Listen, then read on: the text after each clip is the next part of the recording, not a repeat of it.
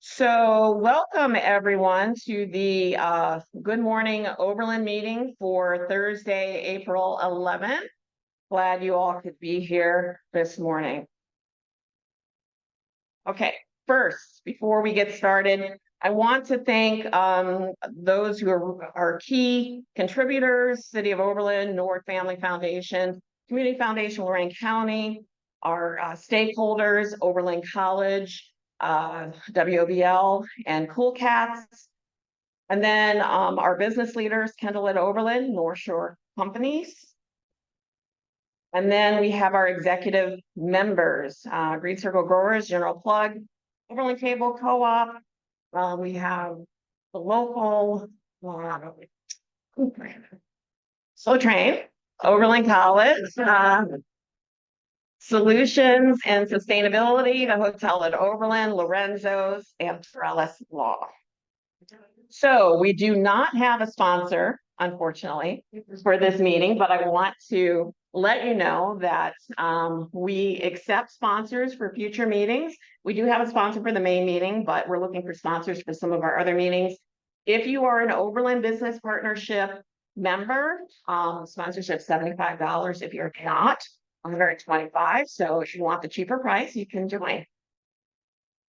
What that gets you is we'd like to know as soon as possible so we can get your logo put on our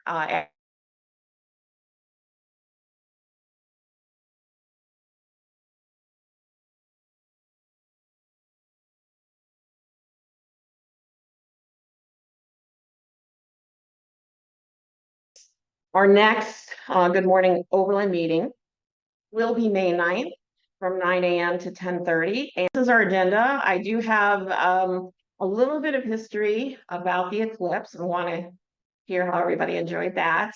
We are going to ask for, then you can all introduce yourselves. We were going to ask you to bring out your phone again. You know, this is going to be the drill for the Minty. We're always looking to get a feel for what is going on, what you want, what you're looking for here in Oberlin. And then we're going to have some presentations on Oberlin Fair Housing Month, the Omega Health Housing Project, Wilson Bruce Evans updates, and then some news and information. And then we're going to allow everybody to for updates themselves if you have anything. So the eclipse, what did everybody think about that? What's the light timing? Anything interesting you wanted to share?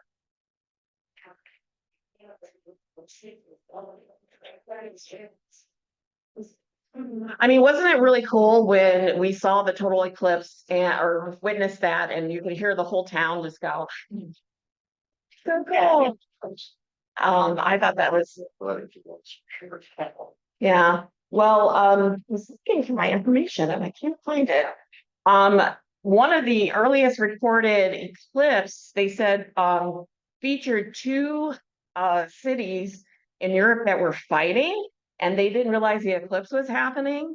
And the eclipse happening during their battle, and it ended up in the two of them resulting in peace. In fact, both of the fighting communities, they had their sons and daughter get married. So I thought that that was very interesting to find out. I think it was like 586 BC or something like that. So just wanted to share that information with you. All right, so now let's get out your phones. Let's do a Menti. So what you're going to do is go to menti.com and then put in this code that's at the top, 75580155, and it's at the top of all the slides. MENTI. It's right there at the top too. MENTI.com. You don't, if you don't want to participate, you don't have to, but it just really helps us with gathering information and set the direction for MENTI. Oh, number 75580155. You might also be able to scan using the QR code, but not sure. All right. Looks like we have Okay, we got more and more people signing on, I can see. Got it, got it.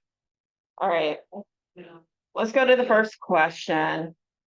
What do you enjoy most about the month of April? This is going to form a word cloud. Whatever you want to put up there. Is it the rain? Is it the warm? Is it that it's getting to spring? Oh, the flowers, yes. So the bigger the word, that's what more people are saying. Flowers, daffodils, sunshine, smell of, oh, I thought that said smell of gas, but smell of grass. That's been happening in Cleveland, I see. Flowers.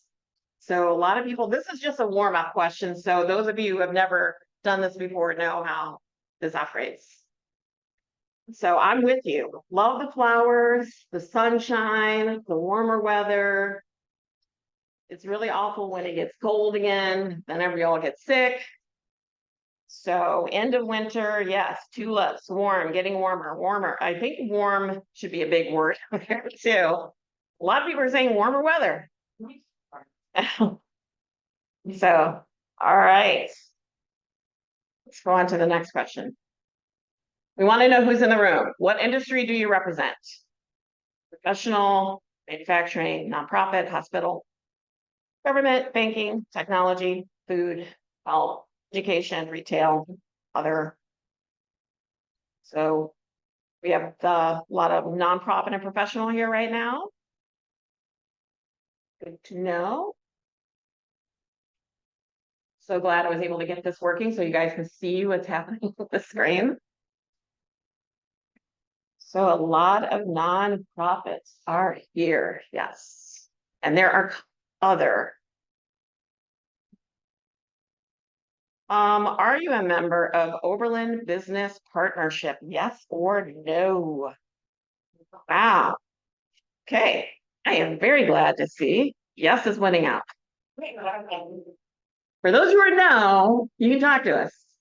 I'm going to talk briefly about the some of the benefits of joining today and what Oberlin Business Partnership is all about. So, and those of you who are not sure, check with us. We'll let you know. We can check for you. So when it comes to training, we're looking at providing some training that's going to be a benefit to your business, your nonprofit. We have a lot of nonprofits here.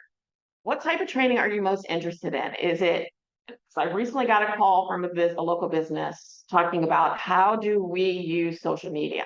So I wanted to know, is there something specific? Is it Facebook, Instagram, just generally inexpensive marketing ideas? Do you want to know how to do video, Google My Business? And if it's other, on the next screen, you'll be able to tell us if there's something specific that we haven't mentioned up here. Think about what that is and let us know on the next screen. So it looks like a lot inexpensive marketing ideas and then also video. And I will tell you video, that's a really, really, really interesting, that's actually very popular. A lot of people are used to watching video. And so video is very key if you want to get interest of people these days. So, and I have been talking with somebody who is interested in putting on a webinar about inexpensive marketing ideas. So I'm very glad to see that that is one of the top answers, followed by video. But let's get to the other. And I see Facebook and Google My Business. I will tell you right now, Google My Business is also something key that if your business or even nonprofit organization is not listed, a lot of people search Google. If you're not listed, you should consider getting on Google My Business. Okay, if we didn't say, you know, if none of the training that you wanted was up there, can you tell us what it is that you're looking for? What kind of training other than what we mentioned?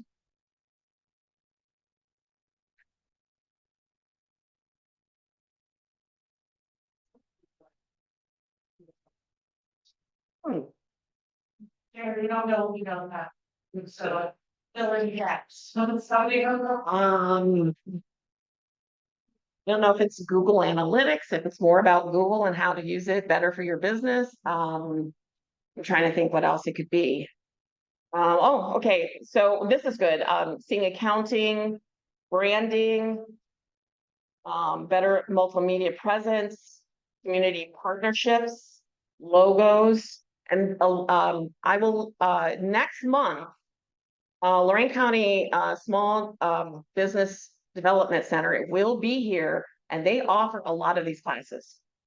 So you're going to really want to tap into their resources, and a lot of their classes are free too. So this is good because I want to share this information with them so that they can come prepared to talk about some of these things. Networking is also one that's also very good to learn about. And I'm very happy, Jessa, I'm hoping you are too. Resources available for new and existing businesses. Oh,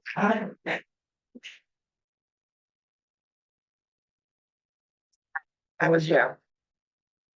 You didn't have to tell me that. You kind of said, yeah, I was so excited. Okay, pointing me in the right direction in opening a new business. That's good. Did you? You didn't put the second one up, did you? No, okay, all right, all right.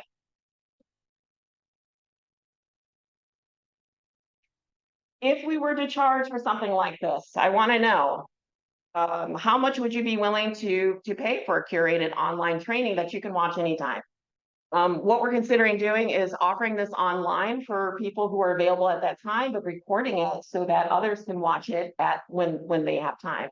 And it'll always be there for you to watch over and over again, because I know you sit in a class sometimes, you're like, oh, and then you go home and you're like, okay, what did they just say? But we really want to be able to provide something that's evergreen so that you can continue to go back to it and take it step by step. So,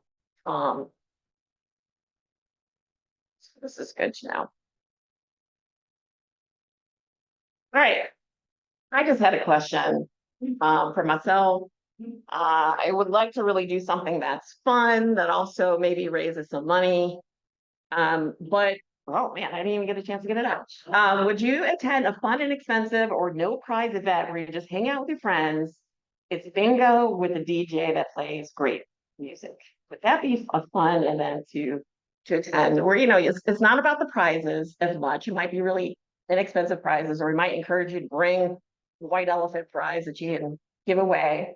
Because getting door prizes is a lot of work, but is that something you would want to attend? Thinking maybe we should do something like that this summer when things are a little bit slower here in Overland. So, all right, we have a lot of yeses. It's great. I asked another question. If OVP organized a group international travel event, where would you like to go? Some chambers are doing this, where they're going to Ireland, Greece, Italy, Dubai. Just curious. It's actually a fundraiser it's a fundraiser, but it's a way to, just it's a networking opportunity to get to know people in your community. But it's not going to go deep. It's going to just like try and relax. Yeah, and explore. Okay, I mean, it can be, some chambers have curated it so that it is business, but I think most of them are not. Yes, Sherry, you had a question? Yeah, comment, but you have my fun, so easy technical. Okay, so Italy, Spain, Ireland, Bahamas, England, Bora Bora, Italy, Ireland. So Italy and Ireland seem to be winning out.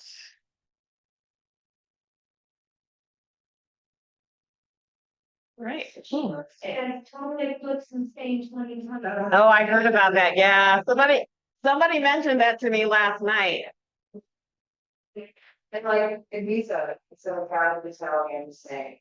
Oh, wow, you, okay, Ibiza? You're hardcore. All right. Okay, so that's the end of that presentation. So let me go back, share my screen again. All right, so we are going to go ahead and hear from our first presenter. I'm just trying to get my Zoom back up, share. On fair housing in Overland. So, Terry.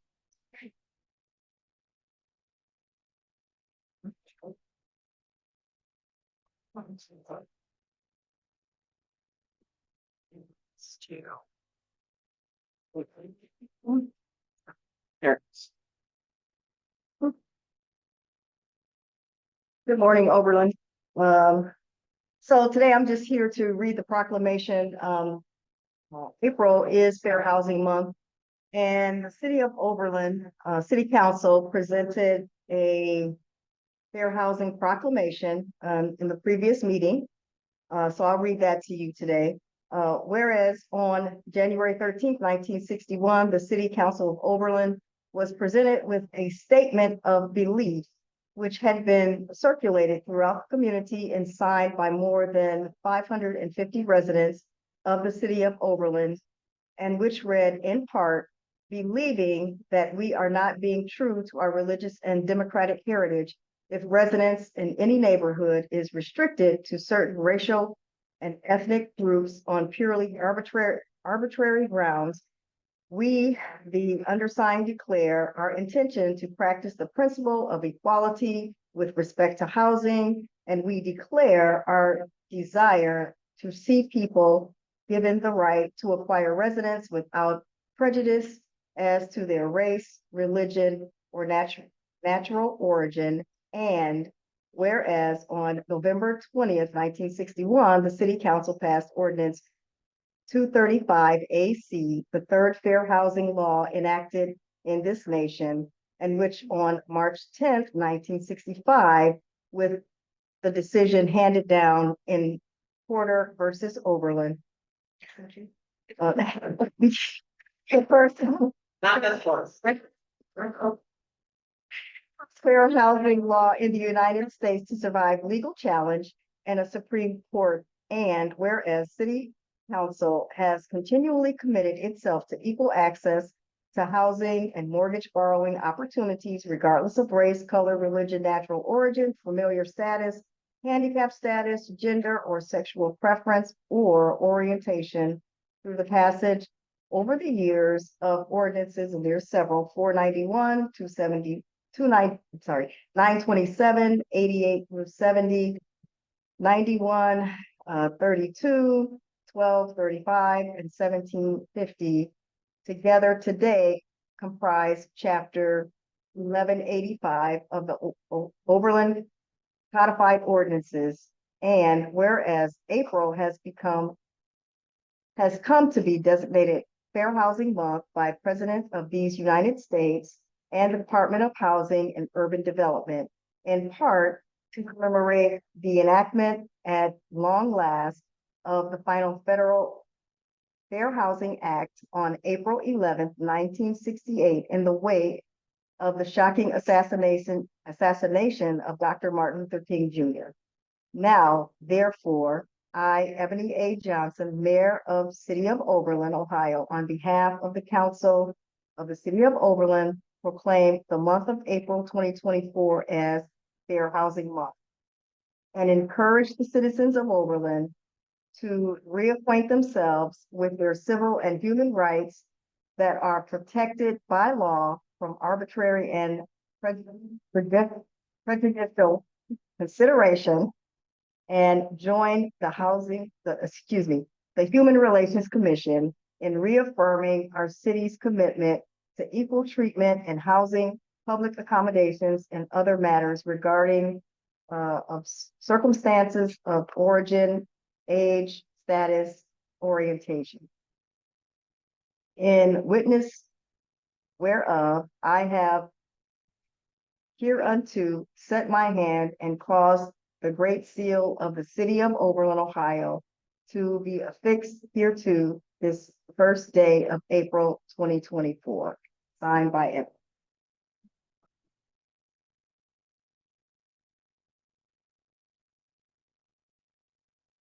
You want to go into your presentation?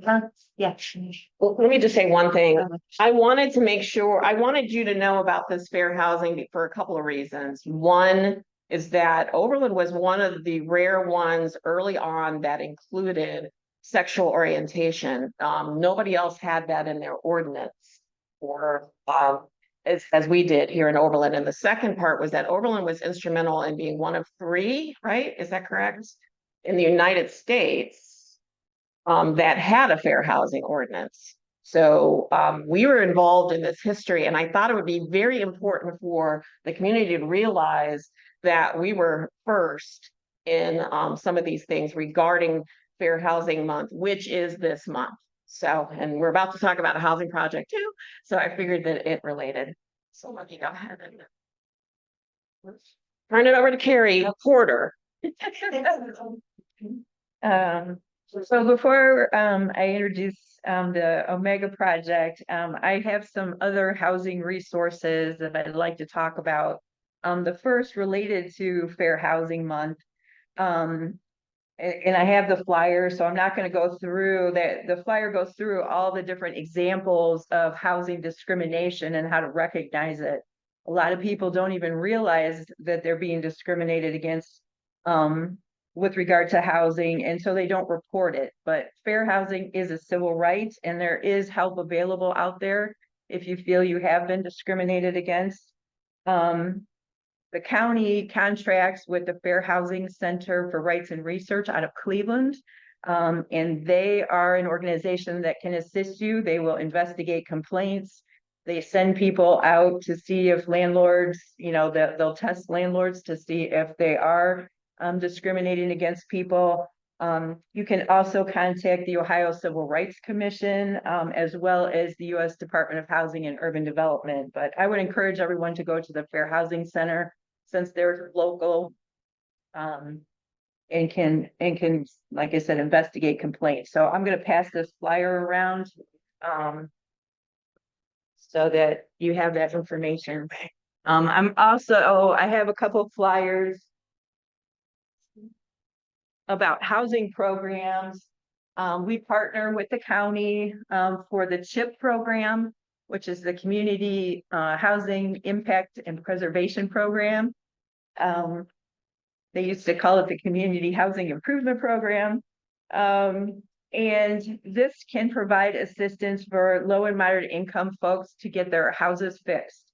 It can be a home repair, such as a new roof or a new furnace, so kind of one or two things, or it can be a full rehab of the home. The repair program is free. It's a grant. The full rehab for a homeowner, it's a forgivable loan, and if you stay in your house for 5 years, it's totally forgiven. And inside the flyer are the income limits, which they just raised. We just got the brand new numbers from the county. So a household of one person can make $54,450, and then it just goes up from there as the household size increases. So, and then the county just received a large grant for the Lead Safe Ohio program. So that will abate lead paint in homes, and we have a lot of older homes in Overland, which I'm sure probably have some lead in them, whether on the outside or the inside. And that will be a grant for the homeowner as well. So I have information passed around about that. Quick question on that. Sure. Did the income guidelines vary from county? Yes, because it's based on the median income of the county that you're in. Yep. And then the last thing, which is related to fair housing, is tenant landlord rights and responsibilities. Sometimes people confuse fair housing issues and housing discrimination with landlord tenant disputes. And usually the landlord tenant disputes are related to violations of other laws other than the fair housing laws. And so this brochure outlines landlord and tenant responsibilities and the laws that everyone should be aware of. Our code administrator at the city, Chris Yates, can also assist with some of this as well. I have his cards. He also takes housing complaints. So if you know of anyone who is in a unit, in a housing unit that needs repairs, you could call Chris and he will investigate the complaints about housing condition. As well as he, like I said, he can help with some of these landlord tenant disputes. So I'll pass that around with Chris's card.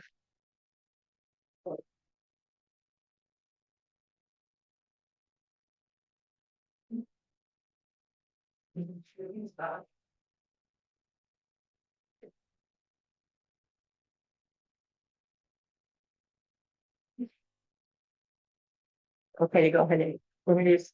And now I'd like to introduce Lee Partee from Omega Health. Omega is proposing a large housing development on the south end of town, just north of Walmart. It's 14868 State Route 58, if I remember correctly. There's a large yellow house on the property right now, but with their development, that's going to change quite a bit. They're also proposing to have affordable housing in this development. So the city wants to support the creation of more affordable housing in the city. And I'm sorry, Pradnya, you had a question back there? Before the next study meeting starts, I'm not sure we were able to do that. First, we got the 16 months.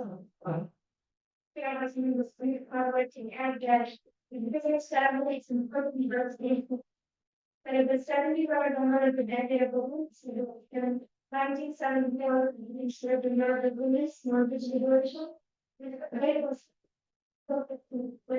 was we teach all this very thing. How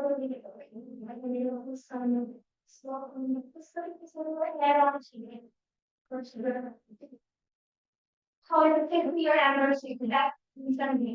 Oh, okay. I say it was one of the. Okay. Also, real quick, Tanisha Hunter from the Fair Housing Center is going to do a presentation at City Council on the 15th at 7 o'clock. If anyone is interested in knowing more about fair housing. So, but now I'll turn it over to Lisa. Do I need to stay here and talk into one of these? You just, yeah, you could just stand right there. Well, that fights me. Good morning. My name's Lee Partee. I hold a couple different roles, and why that's important is I work for our main organization, which is called the Genesis Center. We offer drug and alcohol addiction clinical treatment and therapy, and we also own or operate a nonprofit called Loving Others on Purpose. Loving Others on Purpose is what operates the big yellow house that Carrie just mentioned. It was our first property, and we've helped in the last 5 years, on average, 24 people at a time. So if you want to stack that up in terms of 60 months times 24 people, you can get a feel for how many people's lives have been changed and how many people have returned to the world in a way that they are experiencing recovery and healing and making a positive difference. We also have another entity, let's just call it that, called Omega Health Services. We generally use that that entity as our property company. We manage our leases, our properties that we own, things of that nature. And I more or less spearhead that side of our business along with some business operations. So that's who I am. Outside of work, that's my day job. Outside of work, I still do similar work as a side business, doing land development, lot fill-in, real estate consulting, and business consulting and advisory on, especially with trades-based businesses, as that's having a background. So that's who I am. Admittedly, I wasn't prepared for 50 people, but that's okay. It's not my first time. I also didn't bring any slides because again, I didn't realize this was going to be such a large but yet intimate meeting. How many are you familiar at some level with the project that we're discussing at our property? Okay, great. Got one of these, that's good. So I'm gonna go like from the beginning very quickly and then kind of get you to where we are today, just and then answer some questions if you guys have any. So this property we purchased back in 2017 for the sole purpose of having the sober living home there on that property. It just happened to be a sober living house that came with 36 acres of land. And so throughout time, we sat down as an executive team and we tried to figure out what can we do. We've been given this land essentially. What can we do to actually make it have a positive difference? And so that got tasked to me. I sometimes can be a very big vision thinker. And when we really started drawing out the vision, it was on the first day I kind of met Carrie, I came in, we started talking, and she had this very large map, not quite the size of the screen. And I said, you know, I really think this is where we're heading, and just wanted to kind of expound on that. And it was somewhat off the cuff, but she was gracious enough to let me kind of talk for a little while. Where that's ended up is we've submitted a final, or not a final, we submitted an initial plan to Planning Commission. We've been through the council process and we've been awarding zoning under you guys' newer ordinance for planned development district. What that means is we're able to do a development that is multi-purpose. And multi-purpose means, for example, on Route 58, we're going to try and work with the owners that are right in front of us. And that'll be more commercial based. So like think about office, maybe possibly some retail or some restaurant type space. And that's all going to be built to suit. So it's not like when we reach our point of final development plan, we're not going to go out there with a backhoe, start digging up the land. And the mud pit, for example, we're going to clean it up, landscape it up, and then we're going to wait for someone to come say, hey, I want to build X. That's the commercial component. Behind the commercial component, our first plan is to put in the affordable housing, workforce housing type of income apartment complex. It'll be most likely 2 to 4 buildings totaling around 120 units right now. We still have to kind of go through some things. We're working through a market study and environmental studies and all these other things we have to work through. Carrie needs us to get a traffic study done. So we're working on that process right now. Next to that, and on the south side of the property line where Walmart is, we do plan to build 2 new sober living homes, housing 24 people each. They'll be brand new construction, designed specifically for that task, built to commercial standards and codes. So not only will it look nice, it'll be very safe for everyone there and provide a really nice aesthetic and transition. In between the apartment area and the sober living, as you move west, the road that Walmart has coming off of Route 20, we're going to be extending through our property as our main thoroughfare. And our goal around the main thoroughfares especially is to plant trees that, as part of our management agreement that we will have in place with the development, will be fruit bearing, and they can also be put in place in the honor of a family member that was lost to addiction. So it acts as a living orchard, a memorial garden, and aesthetically pleasing feel as you drive through the development over time. Behind that, our plan right now is to build townhomes, 2 and 3 bedroom townhomes, some with first floor entry and living with no steps. So that way it can be for the 55 and up population, easier transition, provide a way to transition maybe out of their home that they just, the kids have left. I'm starting to experience that now. I have 1 that's gone, 1 that's leaving, and 6 more to go. So it's I can understand that once the house starts getting empty, or at least for ours, it starts feeling way bigger. And it's upstairs to our bedroom. And, I made a lot of stupid decisions as an athlete in my teens and 20s. So my knees aren't really thrilled every morning when it's 40 degrees outside to come downstairs. And I'm only 46. So, we plan to do a home design that's townhome. There'll be 2 to 3 story buildings, and the apartments will be probably 3-story, possibly 4, depending on what we can get worked out in the best use space wise. Our goal here is have a community that's built around affordable housing, that's built around workforce housing, and that is affordable below the average price that currently we are facing in our housing prices here in the United States. Before COVID, the average home in the United States was in the mid to upper 200,000 range. Today, it's over 410,000. And pre-COVID, a family only needed to be making roughly 60 to 65,000 with car payment and credit card stuff like that to be able to afford a home. Today, you have to be making a minimum of around 115,000 with no other debt. I don't know about you guys, but unless God has blessed every single person in this room with an incredible job and an incredible business, I'm guessing not all of us are making the bare minimum it takes to get into a house if you were to buy today. So we're trying to help in that process. We're dedicating our land to that process, and we're working with surrounding owners to also have them join with us to help combat things and bring something that's very community friendly, community balanced, and driven to help Overland grow. Today, let's go to where we're at today. We started with an initial group of teams. We have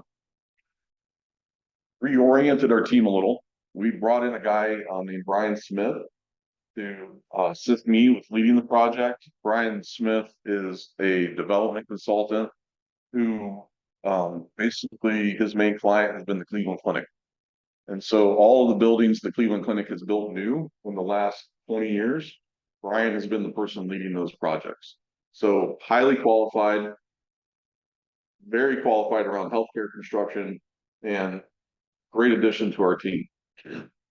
We also have moved on from the original development partner we were going to use for the affordable housing apartments, simply because after many discussions there, while we love them, there's a capacity issue there. And we went with someone who has a little bit more capacity, a little more higher financial capability to handle this size of project. The other thing that's changed is that we had hoped to be further along in the process at this point, but given back to the it takes $110,000+ to buy a house. It takes a lot more money to build large scale projects, but it also the interest rates aren't as great. So we had to readjust our financial projections, and we're working with some financing partners to give us that first round of funding, so that way we can get through the final development process, finalize the land acquisitions, and be able to put a shovel in the ground, start clearing the land once we have our final approval from council to do that. So that's where we're at. We are really excited. We want to be a contributor. This development and the way that it's currently proposed would make us, not only because of desire, but out of literally requirement by law, to be a community partner for the minimum of the next 15 years. And that's from the day that we get occupancy, not from the day that we put a hole in the wall. That's part of the requirement for some of the financing that we're working through to build the apartments and possibly some of the funds. The family that founded the organization have been in Lorain County since the mid to early 90s. They've always been driven by mission and ministry. At one point, they ran the Lorain County mission up in Elyria, excuse me, and they took in at any given point 80 to 100 people in that facility. While they had converted, it was a church. They converted the church offices into their family apartment. So they raised their kids there. They've done everything. They've owned a couple different halfway addiction-based homes, and when the economy really hit hard after 2012, my battery's not running well. Yeah. Sorry. They've been in this world of helping others find healing for over 25 to 30 years. So you're dealing with a family that has a huge heart, not only for the population, but a huge heart for Lorraine County. And they're active residents, our main office is in the area. They poured into this county for the majority of their lives. So, for me, I live in Medina. I'm not a Lorraine County resident, but I feel like I've been here enough in the last year that I should get honorary status. Which would be great because it's an awesome place. All right, so enough with my jokes and my presentation there. Sorry I don't have slides. I'm willing to, if any of you ever, I want to put this out there, if any of you need to meet with me because you have further questions on what we'll be able to answer here today, I'm happy to do that. I don't know who controls the list here, but Terry or I can give you my contact information, and you guys are more than welcome to email me. If you want to talk by phone, just because of the nature of my day, it's best to text me first. Otherwise, you might feel that I'm avoiding you, and that's certainly not what I want to have happen. Any questions that I can answer? Yes, ma'am. So is there a visual rendering having the current layout, like if you have that? Okay, so one select. Yeah, so we have we have two different options, one that shows the development without the commercial development piece, and one that includes that. They're not that much different, it's just one looks like parking lots in the front, one looks like streets. And what's there now? But we do have renderings. I will say they're very preliminary, and they were what were required for us to move through the initial part of the planning process to reach our zoning status. So the final drawings is what we're working on now, and we hope to have those out in the next couple months. Final drawings for the land. Just to be clear. Yes, sir. What's the energy source of all this? As far as meeting, what? I'm glad you. We have. I've had several meetings about that, and Linda's been very helpful in that regard. All the buildings that we're designing have a south-facing roof, in a way that can sustain solar. When we get to that point, we're going to do as energy efficient as possible, and hope that most of the units are all electric. But in the reality of things, that's about 20% to our development cost. So we're going to be as sensible as we can be that makes financial sense. We're also going to planning to have electric vehicle charging stations on the property for the residents, and then also more commercial, like if someone rolled up to Walmart wanting to plug in their Tesla, they can do that. Or some of the things we're doing in conjunction with the city is working. I'm actually going to the Public Works Department after this to talk about the bike path and the walking trail that's coming in and how we can help service that around our property. So great question. We plan to build as green as possible, have electric, other sustainability methods in place. We've talked about if we do the commercial component, putting geothermal under the parking lot to help power the rest of the development. Yes, ma'am. I just want to say that the reason the distinction of being the only developer who's invited me comes to meetings. Being involved and talking about, all the ways, make it one of the most sustainable developments in Oakland, so I appreciate that and have it. Thank you. Yes, ma'am. You asked one of my questions too, what happened next to the trail and the pathways around it. Is there any timeline for connecting your development to the city with public sidewalks? That's a great question. Like, Well, so our northern property line today, between our property and the Ortner farm there, the initial design that we worked on in the city would have the bike trail coming down 58 to service like the Walmart Plaza, the restaurants and such. But we have a bike path going across our northern border of the property to tie into the trail back in the woods and tie into the nature preserve that the Lorraine County Parks have taken on recently. So basically you could come from the city down the multi-purpose trail, I keep saying bike, it's multi-purpose, and go across our property line and access that part of the park and walking system personally. Yes. Yes, it's coming off Route 58. Yep, it's bordering the farmland and our property. We'll take this one more question, then we'll get it on. Yes, ma'am. So there's road access on Route BJ and on Route 20 into Yes, ma'am. the. Cool, then you will give us your information, so if anybody wants to contact you, or they can contact Carrie as well to get in touch with you, but Can I say one last thing? yes, Two things, sorry. Yeah. First of all, as this development goes through the process of becoming what we hope it'll be, we're gonna have additional community meetings.